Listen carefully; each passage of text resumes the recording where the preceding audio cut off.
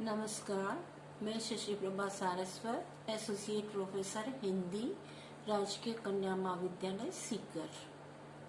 प्रिय बच्चों, आपका हार्दिक अभिनंदन है। आज हम करने जा रहे हैं पंडित बालकृष्ण भट्ट का निबंध साहित्य जन समूह के हृदय का विकास है। पिछले वीडियो में भी हमने कुछ व्याख्याएं की है।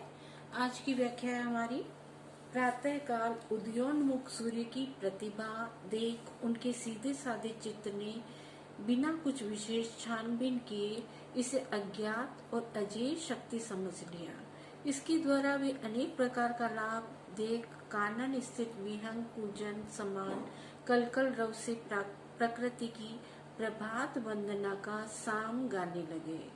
जल भार नथ श्यामला मेघमाला का नवीन सौंदर्य देखकर पुलकित गात्र हो कृतज्ञता सूचक उपहार की भांति स्तोत्र का पाठ करने लगे।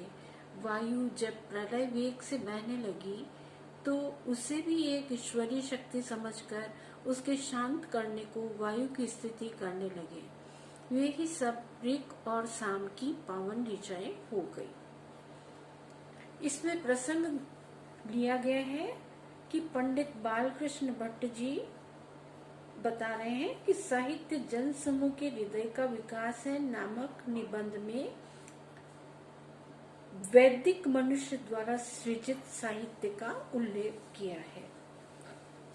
लेखक महोदय कह रहे हैं कि वैदिक काल में तत्कालीन मनुष्य ने उदय होने को उद्यत प्रातःकालीन सूर्य की लालिमा को देखकर तथा सूर्य के तेज को देखकर अपनी सादगी के कारण बिना कोई विशेष अनुसंधान के ही भगवान सूर्य देवता अर्थात भास्कर के इस स्वरूप को अज्ञात और अजेय शक्ति मान लिया।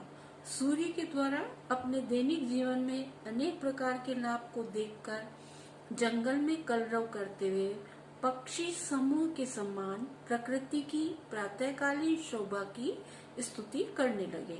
ठीक इसी प्रकार से पानी से भरे हुए काले काले बादलों को देखकर उनकी सुंदर छटा का अवलोकन कर अत्यधिक रोमांचित होकर उनको भी अज्ञात व अजेय शक्ति मानकर बादल द्वारा जीवन का आधार जल प्राप्त होता है। अतः उसके प्रति कृतज्ञता मानते हुए उसकी स्तुति करने लगे। इसी प्रकार से जब हवा के तीव्रतर वेग को देखा, उससे होने वाले नुकसान को देखा, तो उसे भी ईश्वरीय शक्ति मानते हुए उसे शांत रूप से बहने हेतु मनाने के लिए उसकी भी प्रार्थना करने लगे। उस समय की मानव द्वारा इन शक्तियों की जो स्तुतियां की गई थी वे ही ऋग्वेद यजुर्वेद सामवेद के पवित्र मंत्र बन गए। इसमें कुछ कठिन शब्द आए हैं, उनके अर्थ अपन कर लेते हैं। विहंग का अर्थ होता है पक्षी, रव का अर्थ होता है ध्वनि, साम का अर्थ होता है संगीत या सामवेद, नत का अर्थ होता है झुका हुआ, पुलकित यानी रोमांचित होना, गात्र का अर्थ होता है शरीर, पावन का अर्थ होता है पवित्र, ऋचाएं अर्थात वेद मंत्र। विशेष संदर्भ में हम लेंगे वैदिक कालीन मनुष्य ने जब सूर्य बादल और वायु की अद्भुत शक्तियों को देखा तो उनको ईश्वरीय शक्तियां मानकर स्तुति करने लगे जो पवित्र वेद के मंत्र कहलाए। बहुत बहुत धन्यवाद।